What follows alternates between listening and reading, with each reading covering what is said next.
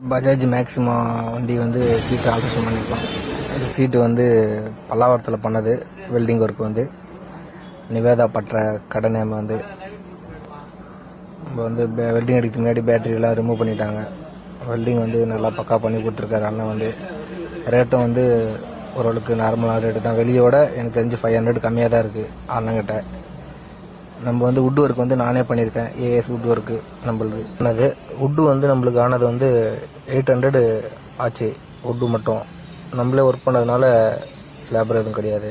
வண்டியில் வந்து ஃபோமே வச்சு நம்ம வந்து ரெடி பண்ணியிருக்கோம்.